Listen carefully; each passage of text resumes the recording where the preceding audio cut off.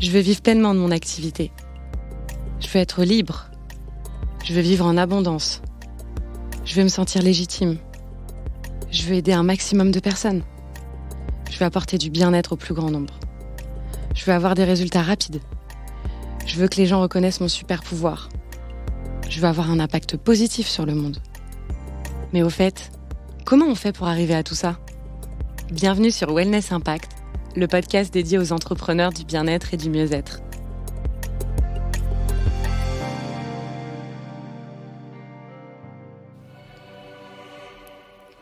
La seconde édition du Sommet des professionnels du bien-être mieux-être est lancée.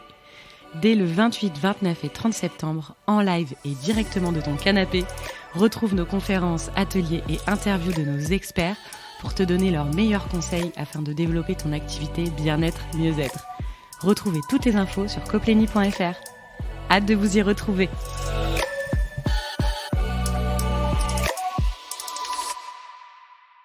Bonjour à tous et à toutes, je suis ravie de vous accueillir sur un nouvel épisode de Wellness Impact. Et comme tu le sais, quand je suis seule au micro, j'aime parler de thématiques diverses et variées et de thématiques qui font parfois un peu grincer certains. Et ce qui fait grincer des dents beaucoup d'entre nous, beaucoup d'entre vous, c'est la concurrence. Alors j'avais envie aujourd'hui de m'intéresser à la concurrence, de ce que ça provoque chez nous, de comment on peut le rendre plutôt positif pour nous, comment ça peut nous faire avancer. Et donc ça va être le sujet du jour. Je vous rappelle aussi que je donne énormément de conseils hebdomadaires dans mes mails et vous pouvez retrouver ces mails en vous inscrivant directement dans la rubrique contenu offert, newsletter et vous allez pouvoir vous inscrire sur les mails avec plein de conseils à la clé. Mais revenons à nos moutons. On adore ces moutons-là. On va aujourd'hui donc parler, comme je vous l'ai dit, de la concurrence qui fait sujet. J'en parle énormément avec les praticiens et praticiennes du bien-être, avec les coachs ou avec les entrepreneurs de manière générale. C'est quelque chose auquel moi aussi je suis confrontée.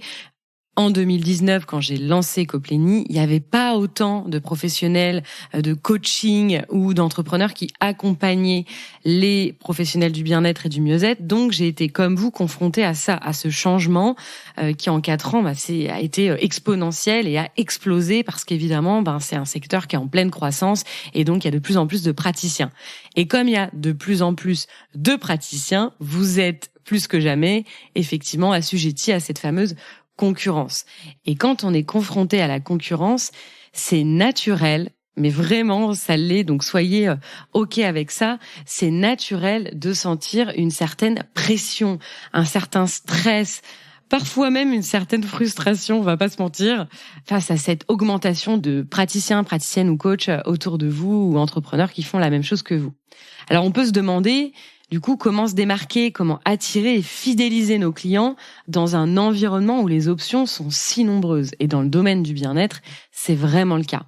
La pression de la concurrence, elle peut être vraiment intense, car on veut tous réussir et nous démarquer dans notre domaine. On peut ressentir l'urgence de trouver des actions efficaces, les meilleures actions pour attirer les clients, innover constamment. On sent qu'on doit innover constamment quand on est face à la concurrence. Et donc de maintenir aussi une qualité de service qui soit exceptionnelle ou qui soit meilleure en tout cas que son voisin ou sa voisine. Cette pression, elle peut parfois créer du stress et de l'incertitude. On est bien d'accord avec ça. Mais pourquoi cette pression se fait-elle si ressentir ?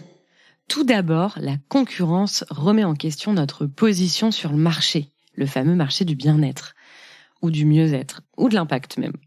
Nous pouvons nous demander si notre offre de service est suffisamment attrayante, si nos prix sont compétitifs et si nous sommes capables de fournir la même qualité de service que nos concurrents.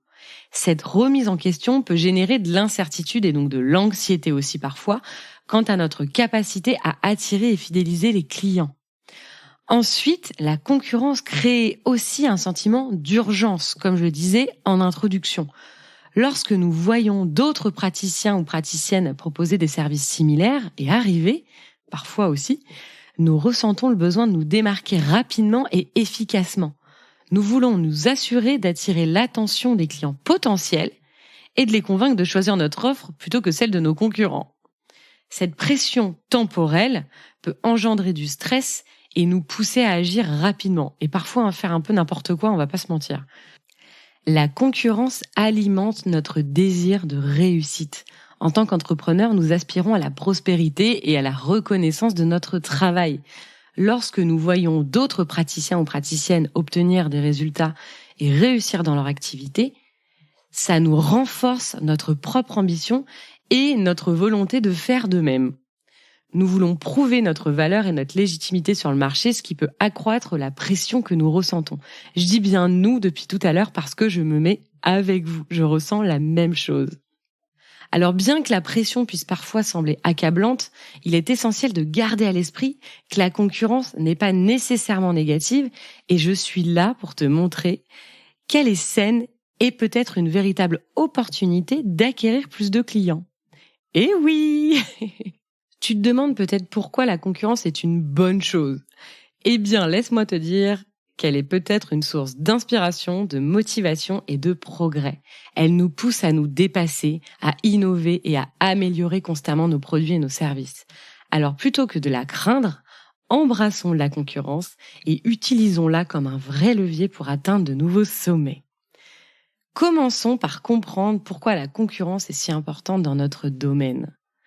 En tant qu'entrepreneur du bien-être, tu évolues dans un secteur qui est en plein boom, où de nouveaux acteurs arrivent régulièrement, voire tout le temps. Concrètement, qu'est-ce que ça veut dire ? En fait, il y a souvent beaucoup de praticiens dans le domaine du bien-être, donc la concurrence est directe. Il y a des naturopathes, des hypnothérapeutes et d'autres professionnels du bien-être qui offrent des services similaires, ce qui fait qu'il faut se différencier et proposer quelque chose de spécial. La pression concurrentielle, elle peut aussi influencer les prix des services que tu proposes. On doit trouver un équilibre entre des tarifs compétitifs et la valeur qu'on offre, tout en tenant en compte nos compétences, notre expérience et notre réputation. Un vrai casse-tête, n'est-ce pas ? Maintenant qu'on a compris ce que veut dire la concurrence et ce qu'elle génère chez nous, passons aux conseils pratiques pour faire face à la concurrence de manière positive. Trouve ta différenciation. Identifie ce qui te rend unique en tant qu'entrepreneur du bien-être mieux-être. Quelle est ta proposition de valeur ? Qu'est-ce qui distingue tes produits ou services de ceux de tes concurrents ? En mettant en avant tes forces et ta valeur ajoutée, tu pourras attirer une clientèle qui te correspond vraiment. Connais tes concurrents. Fais une analyse approfondie de leur offre, de leur positionnement, de leurs points forts et de leurs faiblesses. Cette connaissance te permettra de mieux cibler ton public et donc d'adapter ta stratégie en conséquence. N'oublie pas que la concurrence peut t'inspirer des idées folles pour te démarquer.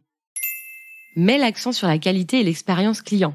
Dans le secteur du bien-être, mieux-être et de l'impact, les clients recherchent souvent des expériences personnalisées et de haute qualité.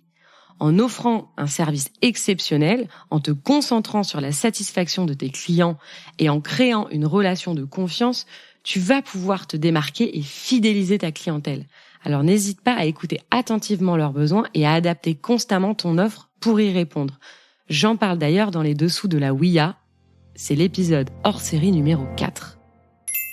Il est important également que tu élargisses ton offre de services. Tu peux proposer des services complémentaires, développer des programmes spécifiques ou intégrer de nouvelles approches innovantes pour répondre aux besoins changeants de notre clientèle. Là aussi, j'en parle dans l'épisode hors série numéro 4. Parallèlement, il est essentiel de rester à l'écoute de tes clients. C'est très, très, très important. Comprends leurs besoins, leurs attentes et leurs préférences. En adaptant constamment ton offre, tu vas pouvoir vraiment répondre à leurs demandes et donc maintenir une longueur d'avance sur ta concurrence. Adopte une mentalité de collaboration. Au lieu de voir la concurrence comme une menace, considère-la plutôt comme une occasion de collaboration et d'échange. Le secteur du bien-être mieux-être est vaste et diversifié. Il y a de la place pour tout le monde, dans tous les secteurs d'ailleurs.